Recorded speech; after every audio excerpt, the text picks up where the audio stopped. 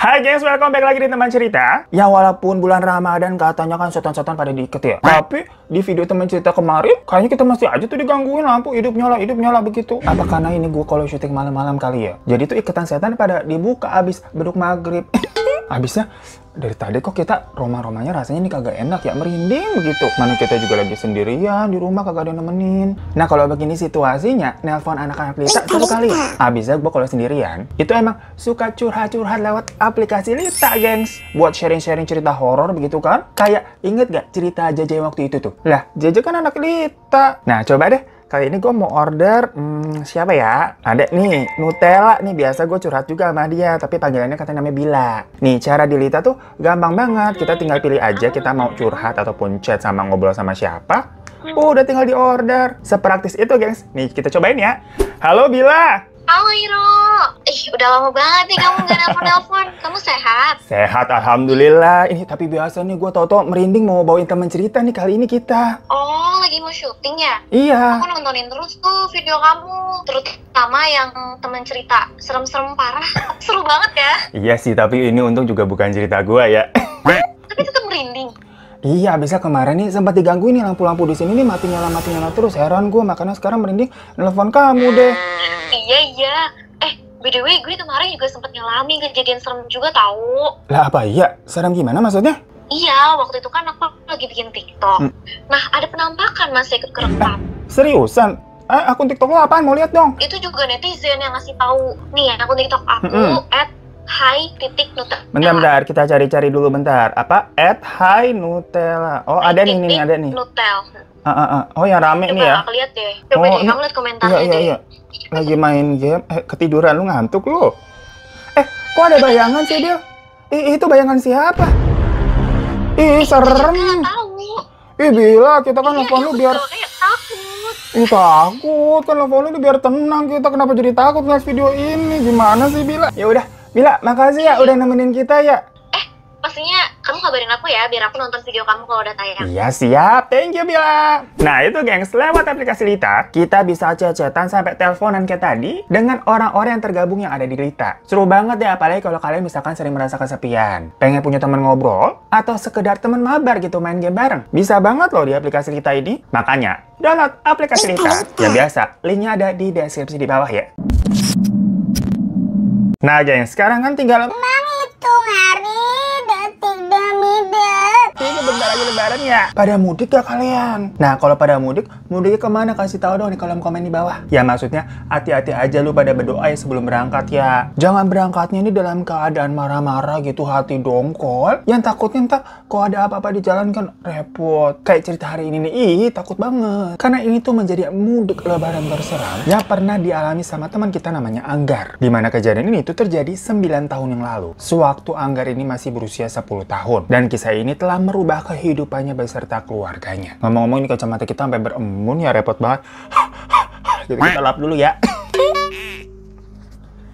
Nah, udah bening nih. Lanjut ya, ceritanya waktu lebaran tahun 2013 yang lalu. Sebenarnya sebelum itu nih, 3 tahun sebelumnya berturut-turut, keluarganya itu nggak pernah pulang kampung. Dengan alasan kesibukan dari sang ayah. Di kantor barunya yang kalau lebaran tuh cuma dikasih cutinya 2 hari. Hari H sama hari A+1 doang. By the way, ayahnya itu katanya kerja di sebuah layanan provider gitulah. Yang padahal sebelum ayahnya kerja di situ, kalau lebaran mah mereka pulang kampung, iya pulang kampung. Tapi ke kampung ayahnya di Brebes. Karena deket banget, mah rasanya kagak kayak pulang kampung. Secara mereka tinggalnya di Malang, gengs. Sedangkan ibunya itu orang Pandeglang katanya begitu. Yang orang tuanya dari sang ibu ini emang udah nggak ada dua-duanya. Tapi kalau orang tua dari si ayah, itu ayah masih punya bapak. Atau jatuhnya kakek lah buat Anggar. Makanya kalau pulang kampung lebih seringnya ke Brebes tuh, ke rumah kakeknya dari si ayah. Nah kebetulan di tahun 2013 itu, keluarga dari sang ibu ini mendadak kayak cekcok. Yang ribut mengenai warisan harta dari peninggalan orang tua. Dimana warisannya itu berupa rumah dan sebidang tanah. Yang padahal sebelum-sebelumnya sih ya, rumah sama sebidang tanah yang kira-kira luasnya 2 hektaran itu diurus sama adik mereka aja yang paling kecil. Soalnya si ibu ini 5 orang bersaudara nih. Ibu tuh anak 3, anak tengah lah berarti ya. Dan yang ngurus rumah sama tanah tadi maksudnya tuh anak nomor 5, anak paling bontot. Karena alhamdulillahnya menurut ibu ya, keluarganya bisa dibilang berhasil semua. Ya bukannya tajir melintir gitu, enggak. Tapi berkecukupan lah. Jadi pada awalnya mereka tuh tidak ada yang meributkan masalah mengenai harta warisan. Namun ya nggak tahu gimana cerita ceritanya ya, anak nomor 1 sama anak nomor 2 nih, berarti yang paling tua tuh, menyinggung-nyinggung tuh mengenai masalah tadi tanah dan rumah yang sedari awal masalahnya memang tidak ada semacam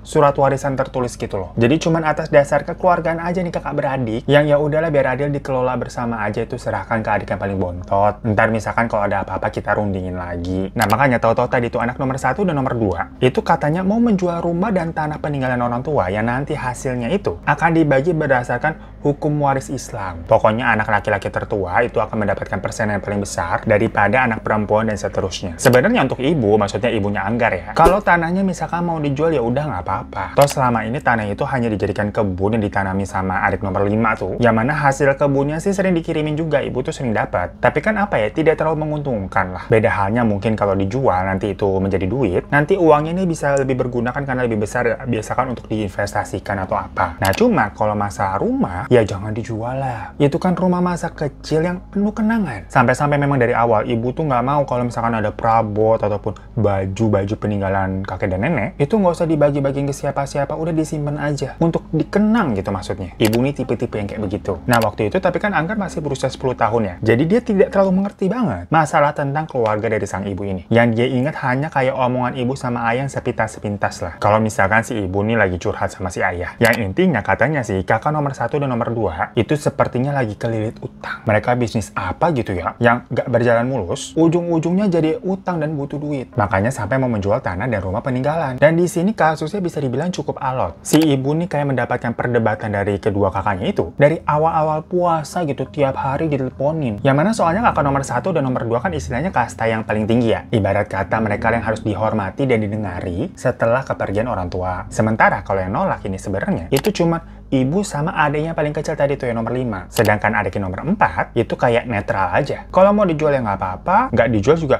ya terserah, nggak apa-apa juga. Nggak terlalu musingin, mungkin dia nggak mau berantem ya, nggak suka kontroversi. Yang kalau begitu ceritanya kan berarti imbang nih gengs. 2 lawan 2. Tapi meski begitu, ibu ini bisa dibilang ya kalah juga sih. Karena 2 lawannya ini tuh kakak tertua. Akhirnya dibilang deh, ya udah kalau begini, kita rapat keluarga aja. Ketemuan ya semua nih di rumah Pandeglang itu. Sekalian kan nanti lebaran silaturahmi, udah lama kita nggak ngumpul. Semenjak kakek nenek, maksudnya orang tua mereka udah nggak ada, mereka udah nggak pernah bener-bener lebaran bareng-bareng ke sana. Cuma masalahnya nih ya, pertama, ayah kan emang roman-romannya kayaknya kagak bisa tuh. Cutinya kantornya pelit banget 2 hari. Dan kedua, ibunya ini kondisinya lagi hamil, gengs, 6 bulan. Keluarga juga udah pada tahu ibu lagi hamil. Tapi si kakak pertama ini bilang, ya udah kalau kamu nggak bisa datang, berarti otomatis gugur nih. Kalah vote banget kan? Yang mana tanah sama rumah fix dijual. Jatuhnya 2 lawan 1. Sebenarnya si ibu ini mau datang atau enggak, itu kemungkinannya bakal dijual juga. Tapi memang kan mau dirapatin lagi nih kayak pembagian itu gimana. Kalau bisa sih nggak dijual ya kalau menurut ibu. Apalagi nih barang-barang peninggalan dari kakek nenek tuh, dari ibu bapaknya dia. Makanya akhirnya si ibu itu membujuk ayah untuk,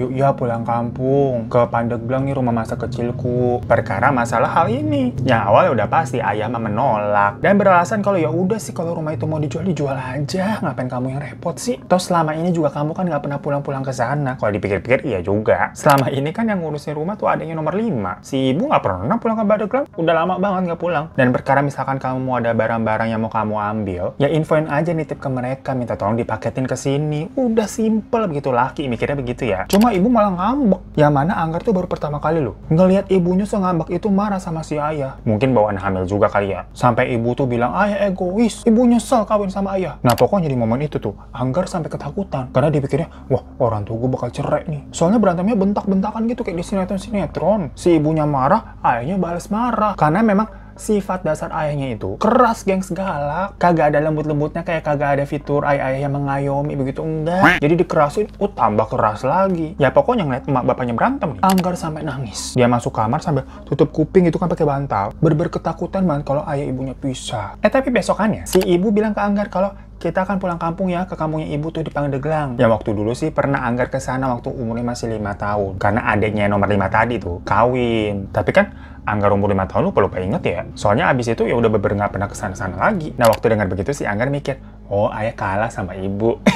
Ya udah tuh kira-kira H-7 lebaran. Masih puasa nih ya. Ibu tuh mual-mual terus, kondisinya ngedrop. Udah cek ke rumah sakit, ternyata karena kecapean dan stres. Ya mungkin mikirin masalah rumah tanah itu juga kali ya. Tapi karena kondisi itu, ayah punya alasan lagi nih. Tuh, kondisi kamu begini ngotot masih mau pulang kampung. Iya, udah nggak usah, ntar kamu malah kenapa-napa gitu kan. Ibu kagak peduli. Jadinya debat lagi tuh, dua berantem. Pokoknya entah kenapa ya, semenjak permasalahan itu tuh rumah isinya berantem mulu tuh ibu sama ayah. Nah, sampai akhirnya H-1, tetap jadi tuh ya rencananya mereka mau pulang kampung di hari H. Si ayah katanya mimpi jelek, tapi dia nggak cerita mimpinya apaan sih. Yang mana pokoknya ayah bilang tuh ke ibu tuh, saya semalam mimpi jelek, kayaknya udah deh kita nggak usah pergi, ikhlasin aja itu udah rumah orang tuamu. Namun lagi-lagi berantem nih berdua. Ibu bilang nih ayah cari-cari alasan aja. Kalau kita mah dengarnya kasihannya sama Angger yang ngelihat orang tuanya berdebat mulu gitu berantem. Ujung-ujungnya hari H, ya mereka tetap berangkat tuh sewa mobil. Karena sebenarnya mereka emang nggak punya mobil ya, kemana-mana tuh ayah naik motor. Jadi ayah terpaksa sewa mobil karena melihat kondisi ibu kan lagi hamil, nggak mungkin naik motor. Nah tapi sebelum berangkat pun itu ada dramanya. Ayah kan dapat libur cutinya cuma sampai H+1.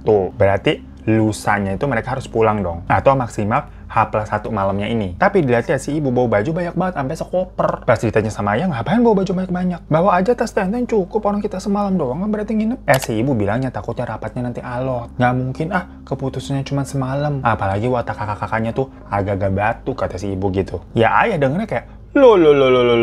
Kan saya cuma bisanya cutinya H+1 aja sampai besok. Si ibu bilang ya udah nanti saya ditinggal aja udah nggak apa-apa. Jadi ibu maksudnya mau tetap di sana kalau urusannya belum beres. Nah mungkin si ayah nih walaupun wataknya galak ya, tapi ya nggak bisa gitu juga dia melepas istrinya gitu aja ditinggal di sana. Harus pulang sama-sama dong, kita pergi sama-sama, pulang sama-sama. Intinya cekcok lagi tuh mereka. Di mobil tetap debat lah tuh. Lagi-lagi Angga dan duduk di belakang. Dari awalnya kemarin-kemarin stres gitu ya. Ketakutan lihat emak bapaknya ribut mulu sampai capek gitu dengan pengang. Pokoknya kalau norma perjalanan itu katanya bisa ditempuh kira-kira waktunya 9 jam lah. Cuma karena ini kan konteksnya hari H lebaran. Tahu sendiri di Indonesia ini kondisinya gimana. Pasti bakal diprediksi lebih lama karena macet. Yang bener aja di tengah jalan kondisinya udah panas-panasan, macet, ribuh begitu ya. Ibu nih mual-mual lagi sampai muntah-muntah di tengah jalan. Cuma ayah di situ udah kayak diam aja males debat. Udah setengah perjalanan juga udah telanjur, mau balik lagi juga ngapain? Toh ini juga kemauannya ibu, nggak mungkin dia mau balik lagi. Akhirnya mereka nih mampir ke sebuah restoran ayam bakar gitu rame gengs. Makan dulu lah, makan siang. Soalnya kan mereka tadi perginya pagi-pagi banget ya, abis sholat itu langsung cabut tuh mereka. Nah abis makan nih selesai mau bayar ke kasir kan. Yang jaga di kasir itu kayaknya yang punya restorannya, soalnya pakai emas segambreng-gambreng begitu. Emang udah kelihatan banget lah itu yang punya. Sambil nerima uang si ownernya itu ngomong ke ibu kayak, udah berapa lama bu kandungannya? Oh udah jalan 6 bulan, jawab si ibu kan. Masih kuat ya mudik macet-macet begini? Hati-hati aja ya bu, soalnya bawa ibu hamil yang sudah besar seperti ini bahaya. Dengar begitu ibunya kayak senyum aja. Karena kayaknya dia malas nih ngeladenin orang. Yang apa ya, omongannya mistis begitulah. Ibu nih nggak percaya yang gitu-gitu. Apalagi nih orang asing baru ketemu. Dari situ ibu kayak, ya udah saya mau ke toilet dulu ya sebentar. Nah Anggar sama ayah nunggu tuh di dekat kasir, dekat ownernya. Si owner nih ngajak ngobrol si ayah. Emang mau kemana pak mudiknya pak? Ya percakapan basa-basi lah. Sampai si ownernya tuh bilang, maaf pak, saya ngelihat auranya si ibu tuh kayak gelap ya. Harusnya nggak usah jalan jauh dulu pak, takutnya kenapa-napa itu. Si ayah dengar begitu juga kayak males-malesan gitu nimpalinnya. Sampai pokoknya si ownernya bilang ya udah pak dijagain terus ya istrinya. Udah tuh dari situ mereka lanjut jalan. Hingga akhirnya singkat cerita mereka sampai nih di kampung halamannya si ibu. Dimana di rumah tuh udah lengkap. Mulai dari kakak 1, 2, 4 sama 5. Maksudnya adanya ibu yang nomor 4 sama nomor 5. Mereka semua ini tinggalnya maksudnya nggak di sana juga gengs, kecuali nomor 5. Jadi pada niat tuh ngumpul di situ tuh. Nah waktu mereka ketemu semuanya baik-baik aja. Karena sebelumnya hubungan mereka kan nggak ada masalah ya sebenarnya. Cuma belakangan memang ada beda pendapat mengenai masalah ini rumah mau dijual apa enggak. Nah tapi karena jatuhnya ini keluarga ibu datangnya paling akhir, jadi kamar-kamar di situ tuh udah penuh. Karena ini masing-masing keluarga ada yang bawa sampai anak-anaknya, dan anak-anaknya juga udah berkeluarga lagi gitu lah. Pada ngumpul lah itu lebaran di situ. Jadilah ibu, ayah sama si Anggar itu ditempatin di luar rumah. Maksudnya gini gengs, rumah itu kan ada rumah utamanya nih gede. Nah di luar ini ada bangunan lagi, cuma kayak petakan gitulah. Yang biasanya dulu sering digunain kakek untuk dia melukis. Jadi semacam ruang kerja lah ya. Tapi kan kakek udah meninggal lama banget. Dan ruangan itu kayaknya nggak buat apa-apa juga. Nah sama anak nomor 5 tadi disulap lah menjadi kamar karena kan ini konteksnya mau pada dateng. Yang mana rumah di kamar utama kamarnya kagak cukup. Jadi siapa aja deh yang mau tidur di situ silahkan. Nah karena kebetulan tadi ibu datangnya paling akhir, jadi udah kedapetannya di situ kamar sisa. Tapi nggak apa-apa, kamarnya bukan kamar yang kayak gudang kotor jelek, itu nggak sama sekali. Udah dibersihin banget kok, udah ditata rapi, layak menjadi kamar bagus-bagus aja. Cuma masalahnya misalkan kalau mau ke kamar mandi, itu harus keluar dulu dan masuk ke rumah utama gitu, agak repot. Udah tuh tadi kan mereka nyampenya sekitar jam 7 malam lah. Jadinya Anggar sama Ayah setelah bersih-bersih, ngobrol-ngobrol sebentar kan di ruang utama. Rencananya sih katanya malam itu, ibu sama yang lain mau memulai rapat keluarga. Nah terus besokannya jadwalnya mau nyekar ke makam kakek nenek. Abis itu nanti malamnya mereka pulang. Karena balik lagi, Ayah lusa harus kembali kerja. Nah waktu itu kira-kira udah jam setengah 10 malam. Ibu bilang nih ke Anggar, udah kamu balik aja ke kamar ya. Soalnya ibu nih mau ada ngomong-ngomong penting urusan orang tua. Ya Anggar juga udah ngerti maksudnya apa. Balik tuh, dia ke kamar yang ada di luar tadi. Dan Ayah nungguin ibu, jadi Anggarnya sendirian nih. Suasana di kampung itu sebenarnya nggak serem kok gengs. Tetangga-tetangga lain tuh baik lagi kedatangan juga. Sanak saudaranya berkunjung dalam rangka lebaran. Ya udah pokoknya Angga masuk terus kayak tidur-tiduran kan. Sambil emang sekalian mau tidur juga, udah malam itu soalnya. Tapi sebenarnya dia belum ngantuk-ngantuk banget karena selama perjalanan di mobil dia juga tidur mulu kerjaan. Nah tiba-tiba Anggar ini mencium kayak ada wangi-wangi serai campur pandan yang sangat menyengat. Kayak kenceng gitu wanginya. Dikira Anggar itu berasal dari hewan musang atau dari hewan apa gitu lah. Katanya kan suka menimbulkan wangi-wangian seperti itu. Jadi memang tidak terlalu digubris nama juga di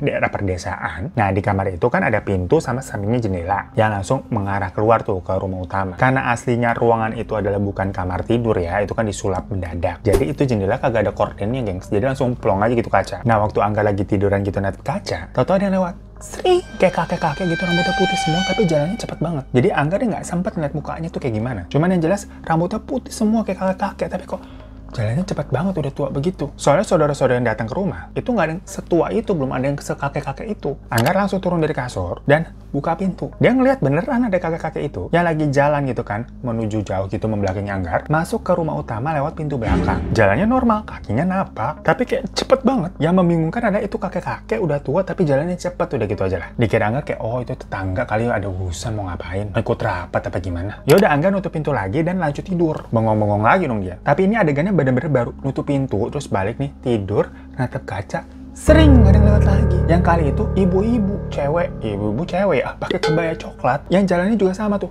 cepet. Angga yang penasaran turun dari kasur, tapi kali itu cuma ngintip aja di jendela, nggak buka pintu nih dia nih. Dilihat si ibu-ibu itu jalan juga menuju pintu ke belakang rumah terus masuk. Ya Angga lagi-lagi mikir, oh itu tetangga lain kali. Udah nih Angga balik ke kasur kan, baru balik badan naik ke kasur tidur, slep. Di jendela ada si ibu-ibu itu lagi berdiri ngeliatin si Anggar. Jadi kejadian cepet banget gengs. Nah tadi kan si Anggar baru aja ngeliat tuh dari jendela si ibu-ibunya jalan masuk ke dalam rumah. Udah nih Anggar balik badan, kasur, lah si ibu-ibunya udah di jendela. Diem aja gitu ngeliatnya sambil senyum. Tapi senyumannya tuh katanya serem banget sampai Anggar bilang, siapa ya? Nah Anggar yang kayak gak tahu harus berbuat apa. Dia tidak menganggap itu setan, enggak. Dikira itu tetangga tapi kayak SKSD gitu mau kenalan. Tapi kan si Anggar kayak agak introvert. Dia macam-macam kalau ada tetangga atau saudara datang ke rumah bakal masuk tuh ke kamar tuh. Jadinya posisi tidurnya tadi ngadep jendela, itu dia langsung balik badan. Sampai udah agak lama dia kayak ngintip lagi ngeliat ke jendela, udah nggak ada. Dari situ Anggar lanjut tidur sampai dia akhirnya kebangun waktu ibu sama ayah tuh masuk. Kayaknya udah selesai rapat itu, tapi Anggar memang tidak melihat itu tuh jam berapa. Waktu itu si ibu nih agak-agak nangis sedikit gengs, dan ditenangin sama si ayah. Cuma karena Anggar kayak setengah sadar gitu kan, baru dari tidur gitu melek-melek, matanya masih berat gitu, iya dia tidur lagi. Udah nih habis tidur nih Anggar kebangun lagi karena si ibunya ini kayak mual-mual kayak gitu, kayak mau muntah. Dan di situ ayah juga kebangun karena habis itu ibu lari nih keluar dan disusul sama ayah yang kayaknya mereka nih mau ke kamar mandi. Soalnya kan kamar mandinya di dalam rumah. Tapi Anggar nggak begitu kaget karena kan sedari tadi tuh di jalan yang ibunya mual-mual muntah-muntah terus kan. Udah nih dia merem lagi, lanjut tidur. Gak lama dia denger nih ada orang yang masuk karena ada suara pintu kebuka dan kayak naik ke atas kasur. Kan tadi pas mereka tidur ini posisinya itu paling pinggir ayah, ibu, dan di pojok nih Anggar. Mereka tidur satu kasur ya. Dan Anggar ini membelakangi mereka semua. Jadi nggak ngadep ke jendela, ngadep ke tembok. Nah pas Anggar lagi tidur tuh, terasa nih ada naik tempat tidur gitu kan, satu, terus dua. Yang dikira ya pasti tuh ayah sama ibunya dong udah balik. Cuma kok tahu-tahu kayak muncul lagi tuh wangi pandan bercampur serai yang hangat dong. Tapi kali ini wanginya kayak deket, nusuk gitu loh. Yang lama-lama dicium-cium kok bercampur wangi busuk. Jadi yang awalnya wangi nusuk tuh tahu-tahu kayak, oh nggak enak ya lama-lama ya? Yang Anggar pikir itu wangi dari muntahan ibunya. Si Anggar ini mau balik badan kayak bilang, bu masih bau. Memang agak kurang ajar nih anak ya, masih 10 tahun. Tapi ternyata pas balik badan, itu bukan ibu sama ayahnya guys, melainkan ibu-ibu kebaya coklat sama kakek-kakek yang tadi yang posisinya lagi duduk di kasur tuh, tapi ngebelakangin si Anggar, jadi ngadep ke jendela. Jadi Anggar yang awalnya madep ke sini Pas kembali ke sini, itu dua sosok lagi ngadep ke sana tapi lagi duduk. Anggar kayak setengah kaget dan ketakutan juga karena kayak apa ini dua orang di sini nih. Dan dengan polosnya kayak Anggar diam doang gitu ngeliatin punggung mereka. Nah tiba-tiba dari dalam rumah utama ayah teriak, "Tolong, tolong!" Ya Anggar yang tahu itu suara ayahnya teriak ya, langsung bangun tuh dari kasur dan keluar kamar ninggalin dua sosok itu yang masih duduk aja gitu mematung di kasur. Tapi Anggar di situ masih ngiranya ini dua sosoknya orang nih, tapi nggak tahu ini mau ngapain maksudnya. Lari tuh Anggar ke dalam rumah dan udah ngeliat ibunya tergeletak di kamar mandi, ditadahin gitu palanya sama ayah. Nah keluarga-keluarga lain juga langsung pada keluar tuh dari kamar, rame-rame gotong ibu ke kasur yang terdekat. Ditidurin tuh dan ditanya si ayah, "Kenapa ini?" "Nggak tahu, tadi mual-mual terus kayak kehilangan keseimbangan abis itu pingsan," jawab si ayah. Nah tapi pas dicek nafasnya, nadinya semuanya sih masih ada. Jadi sama yang cewek-cewek dikipasin aja tuh di kamar tuh. Sementara ayah sama yang lain nunggu tuh di ruang tengah. Cemas banget rasanya. Mau dibawa ke puskesmas atau ke rumah sakit itu kayak udah malam banget tuh di jam 3 ternyata. Dan untungnya nggak ada pendarahan atau apa-apa ya. Mungkin ibu nih kelelahan aja. Lagi pada nunggu begitu, nggak ada angin, nggak ada hujan. Foto keluarga tuh di ruang tengah yang terdiri dari kakek, nenek, sama anak-anak waktu pada masih kecil-kecil itu jatuh gengs, pada dipajang di dinding tuh. Drak sampai kacanya pecah. Orang-orang pada kaget lah. Bener nggak ada angin soalnya gengs. Semuanya pada kriep-kriep gitu masih ngantuk langsung pada melek. Sama kakak yang nomor 2 itu diambil tuh figurannya terus ditaruh di atas meja. Tahu-tahu ada suara orang ngetok-ngetok dari depan pintu rumah. Ya sama kakak nomor 2 yang paling deket tuh posisinya. Itu jalan dan dibuka pintunya. Nah pas dibuka nggak ada siapa-siapa, tapi ada angin yang berhembus kencang tuh masuk. Ya beber anginnya kerasa banget gitu lewat. Ya entah kenapa itu membuat si Anggar nih merinding nih. Sampai si anak nomor 4 itu teriak, "Tutup, tutup, tutup!" Mukanya panik gitu. Yang lain pada ngeliatin kayak, "Emang kenapa? Ada yang nggak benar nih," kata si anak nomor 4. Nggak lama kedengeran, ibu tuh teriak histeris dari situ. Ya ayah sama yang lain langsung ngecek tuh ke dalam. Tapi pas baru mau masuk ke kamar nih, tahu-tahu ibu lari, muncul dari dalam kamar, sampai nabrak orang-orang gitu terus keluar rumah. Itu ya semua orang pada bengong, saking mendadak banget dan gak ada yang nyangka. Termasuk si Anggar yang cuman kayak ngeliatin ibunya lari keluar rumah. Langsung dikejar kan tapi sama ayah dan beberapa orang yang cowok-cowok tuh. Anggar masih bingung sambil dipeluk sama anak nomor 4. By the way disclaimer aja, kita penyebutannya di sini memang anak nomor 1, 2, 3, 4, 5 gitu ya. Emang titipan dari Anggar disuruh begitu. Dia nggak mau pakai inisial atau diganti gitu namanya, biar nggak ada keluarga besar yang bisa tersinggung. Takutnya nanti ceritanya bermasalah atau gimana lah. Ya gue sebagai babu menurut aja. Tugas kita kan nyeritain ya.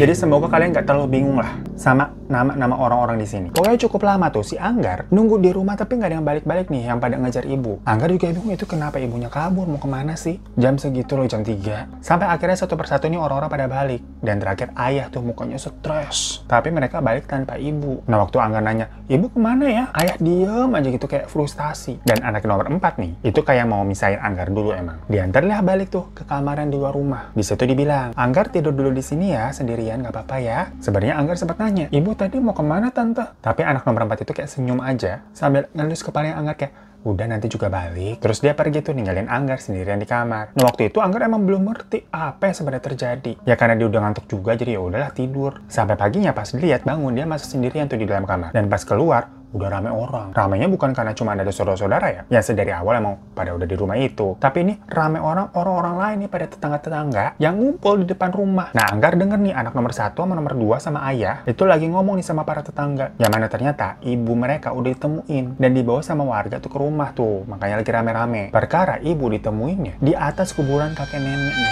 Ya karena itu warga geger. Dan pas Anggar lihat keadaan ibunya di rumah, itu aneh banget. Tatapannya kosong. Mukanya juga kayak capek banget sambil diem aja gitu kan. Pas Anggar bilang kayak, Bu, ibu kemana semalam? Ibunya tetap nggak ngerespon apa-apa, tetap diem aja. Sampai digoyang-goyangnya tetap diem aja tuh ibunya. Akhirnya Anggar nih nangis karena ngerasa ibunya nih kenapa-napa nih, beda nih. Pokoknya kata Anggar, itu adalah salah satu pemandangan yang paling menyakitkan hatinya, yang akan selalu membekas di dalam hidupnya dia. Sampai sekarang pun katanya tetap belum bisa hilang. Ngelihat sang ibu nih yang dia kenal sehari-hari, tadinya baik-baik aja tau-tau bisa jadi begitu. Sesuatu hal yang nggak pernah disangka-sangka atau dibayangkan sama dia, gengs. Dan untuk pertama kalinya, Anggar juga melihat ayah tuh nangis sejadi-jadinya. Sampai pecah tangisannya ayah. Ya padahal Anggar kenal banget ayah itu orangnya keras, gengsian, dan galak. Tapi hari itu dengan lembut si ayah nih ngerawat ibu tuh yang dalam kondisi yang diem aja kayak begitu. Beberapa saudara perempuan juga bantuin kan ngelap-ngelap kayak seka-sekain tangan sama kaki. Dan Anggar nih berusaha nyuapin sang ibu yang mulutnya juga nggak mau kebuka. Tadinya hari itu mau dipanggilin ustadz yang emang ada di kampung tersebut. Tapi ternyata si ustadz itu lagi ke rumah anaknya yang di luar kampung lah, di luar kota, karena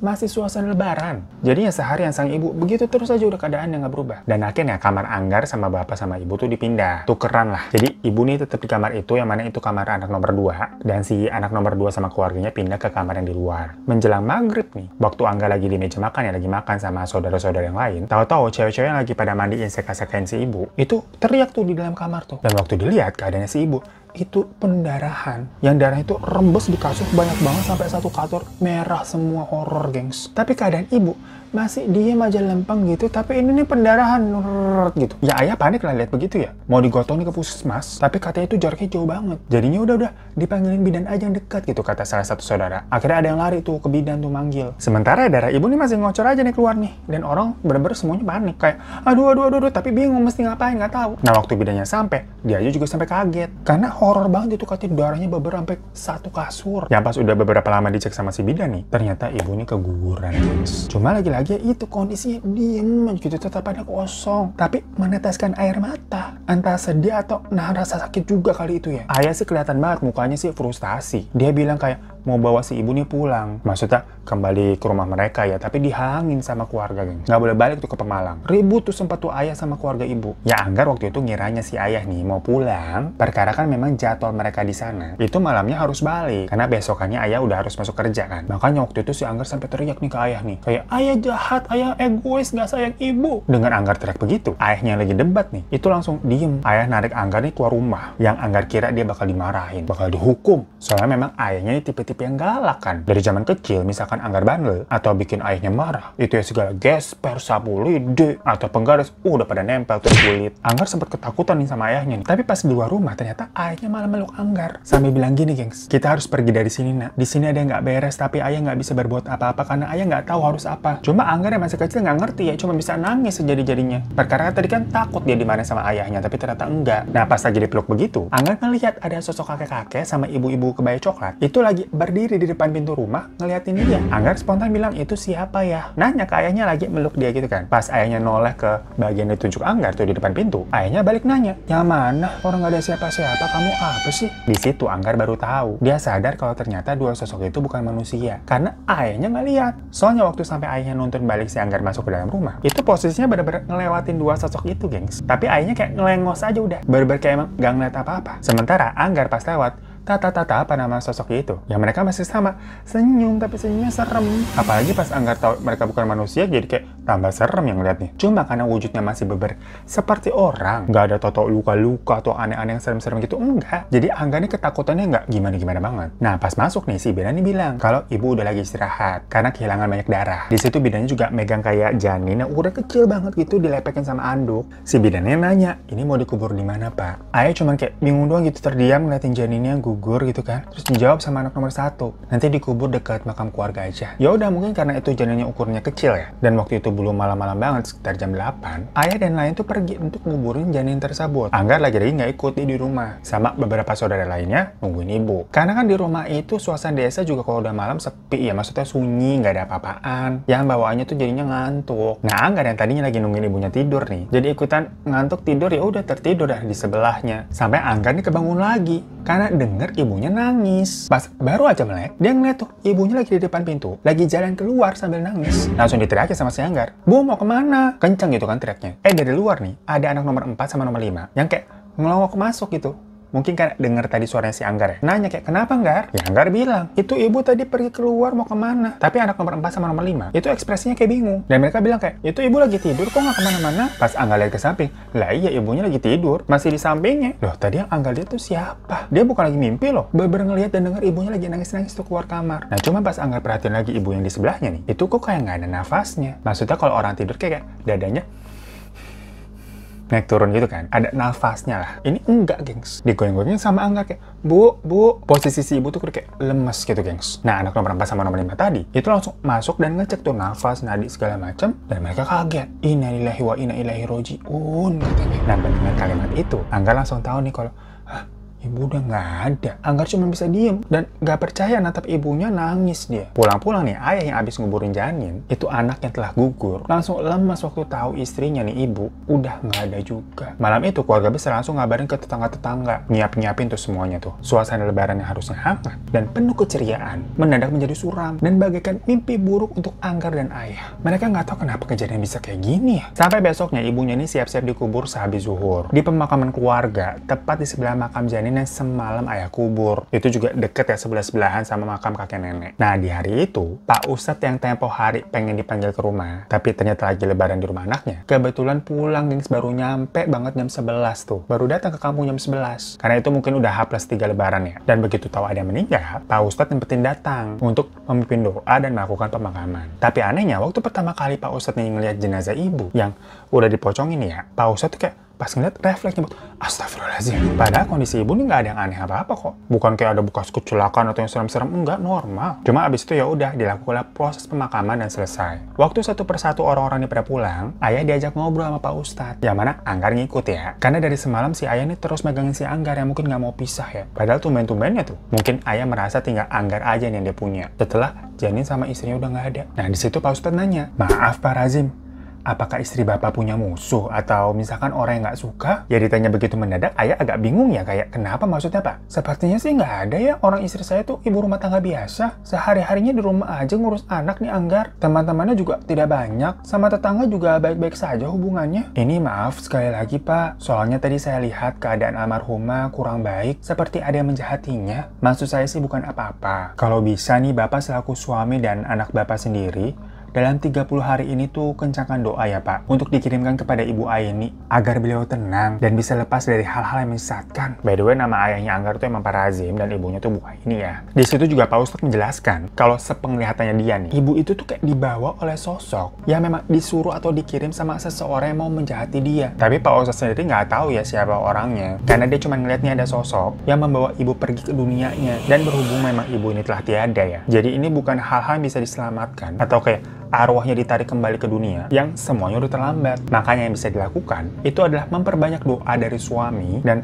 anak yang soleh agar arwah sang ibu nih bisa lepas dari sosok itu dan kembali ke dunia kubur yang memang semestinya, bukan dunia dari si sosok itu. Nah lagi-lagi ya, waktu si Ustadz lagi ngomong begitu, sosok kakek-kakek sama ibu-ibu yang berkebaya coklat itu muncul lagi, berdiri di daerah kuburnya ibu tuh yang deket kuburan kakek nenek. Spontan si Anggar ngomong, mereka yang ngambil ibu ya pak? Sambil kayak marah gitu kan, ngeliatin dua sosok itu tuh. Di situ ayah kayak udah celingak-celinguk, karena dia kayak nggak lihat apa-apa. Tapi si Ustadz yang ngeliat malah senyum. Sambil jongkok, si Pak Ustadz ngomong ke Anggar, bukan, kalau itu tidak jahat. Itu kakek nenek kamu yang mau melindungi kamu di sini. Tapi saat itu Anggar juga belum mengerti dan masih bingung ya, jadi cuman kayak menatap dua sosok itu aja. Yang ternyata setelah lama dari kejadian itu ya, waktu Anggar udah gede, dia ngeliat-liat lagi nih foto-foto kakek neneknya. Ternyata memang ibu-ibu berkebaya coklat itu adalah neneknya semasa muda, karena ada tuh persis fotonya beber neneknya pakai kebaya yang sama. Nah tapi kakek-kakek yang dia lihat itu ternyata emang kakek aslinya dia, gengs, yang Anggar nggak pernah kenal sebelumnya. Jadi foto-foto yang ada di rumah nenek tuh itu adalah foto suami keduanya nenek. Karena suami pertama alias kakek yang asli ini yang dilihat sama Anggar itu udah meninggal jauh lama sebelum Anggar lahir. Dan habis itu nenek memang menikah lagi. Makanya foto-foto yang dipajang itu ya suami terakhirnya dia. Ibu sama ayah emang gak pernah cerita, karena Anggar masih kecil, ngapain juga diceritain begituan. Dia baru tahu makanya waktu dia udah gede. Nah sementara tapi nih, misteri siapa yang menjahati ibu itu sebenarnya masih gantung, gengs. Anggar dan ayah ini mau suuzon, tapi ya nggak punya bukti juga. Dimana setelah nanya nih kesana kemari, ada kemungkinannya kalau keluarganya sendirilah yang melakukan semua hal itu. Ya mungkin dari anak nomor 1,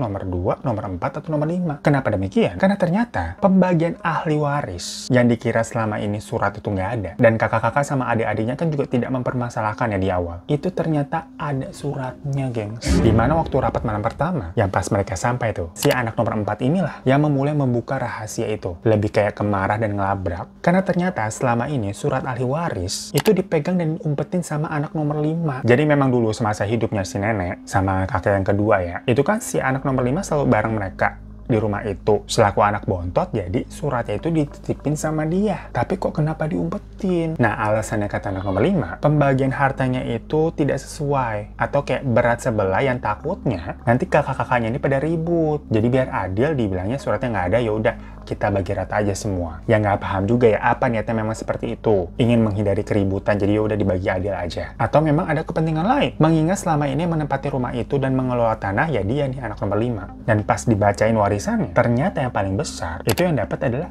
ibu, gengs. Dimana warisannya adalah rumah itu tuh diwariskan seutuhnya buat ibu. Sedangkan tanah 2 hektar itu baru dibagi-bagiin ke anak nomor 1, nomor 2, nomor 4, sama nomor 5. Tapi pembagiannya sesuai porsi masing-masing ya. Yang anak nomor 5 tentunya yang paling kecil. Kenapa nih ibu bisa paling gede? Kok pilih kasih? Ya karena memang pertama dari kecil ibu ini semacam anak kesayangan. Dan kebetulan semua biaya sewaktu kakek sama nenek sakit, itu yang nanggung, yang cover tuh ibu. Ya walaupun yang ngerawat itu anak nomor 5 ya, cuman aliran dana tuh selalu semua dari ibu. Ya mungkin sebagai timbal baliknya nih sebagai orang tua mau membayar kebaikan anaknya kembali gitu loh. Lah berikan lah itu rumah. Tapi malam itu jadinya ribut. Dimana anak nomor 1 sama nomor 2 ternyata tetap nggak mau tuh. Bener sesuai prediksi anak nomor 5. Pokoknya mereka minta nih, udah pembagiannya sesuai aja hukum Islam. Dimana laki-laki itu harus lebih banyak karena mereka berdua nih laki-laki nih. Intinya udah alot. Padahal surat warisannya udah ada, udah jelas nih. Ya ibu yang merasa, loh jelas-jelas warisannya nih rumah untuk saya. Dan sedari awal memang tujuan ibu sampai datang ke situ itu kan emang untuk mempertahankan rumahnya ya, karena ada segala memori dan kenangan yang menurut dia tuh jangan dilepas. Otomatis ibu kayak menolak dan sekarang kayak punya kuasa karena jelas-jelas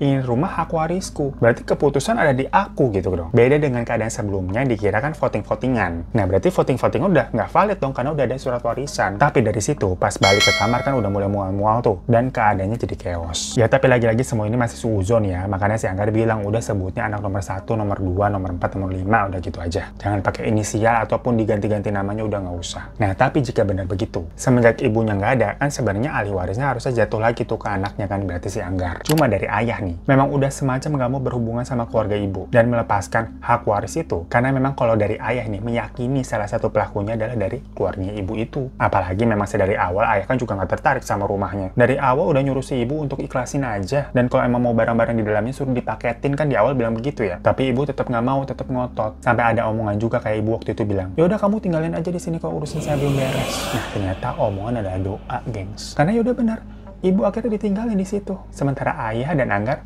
pulang tanpa ibu. Nah cuma kalau benar pelakunya adalah salah satu dari mereka, kira-kira siapa? Apakah anak nomor 1, nomor 2, nomor 4, atau nomor 5? Atau lagi jangan-jangan mereka semua? So itu guys cerita Anggar yang benar merubah hidupnya karena kehilangan seorang ibu di hari lebaran perkara mudik. Dimana setelah kejadian itu, gak lama kemudian, belum 30 hari kuburan ibu nih mengering, bener aja, rumah dan tanah dijual, guys. Dirinya dan ayah ini sampai berandai-andai. Seandainya waktu itu mereka tidak pulang kampung, mungkin kejadiannya akan berbeda. Dan di lebaran tahun ini, mereka masih bisa bersama-sama dengan ibu. Bahkan dengan adiknya telah gugur. Udah berumur 10 tahunan berarti nih adiknya seperti Anggar waktu itu. Ya cuma kita sebagai manusia, itu kan memang tidak akan pernah tahu ya apa yang akan terjadi. Jadi mau disesali ya sebenarnya semua itu bukan kuasa kita. Yang jelas tapi keadaan itu membuat Anggar nih memandang sebuah lebaran itu dengan berbeda, gak kayak orang kebanyakan. Baginya lebaran itu adalah suatu memori yang suram dan menyedihkan untuknya, gengs. Ya gue di sini apa ya cuma bisa bilang Anggar sabar ya, life must go on. Gue yakin juga ibu kamu pasti pengennya ngelihat ayah sama Anggar nih bahagia melanjutkan hidup. Dan sesuai kata Pak Ustadz tadi juga sih, doa dari suami dan anak soleh itu yang mungkin bisa menolong ibu. Jadi mumpung masih Ramadan nih, doanya dikencengin deh untuk dikirim ke ibu ya. Ya pokoknya Al-Fatihah buat mendiang almarhumah ibu Aini ya. Berdoa bentar yuk, gengs.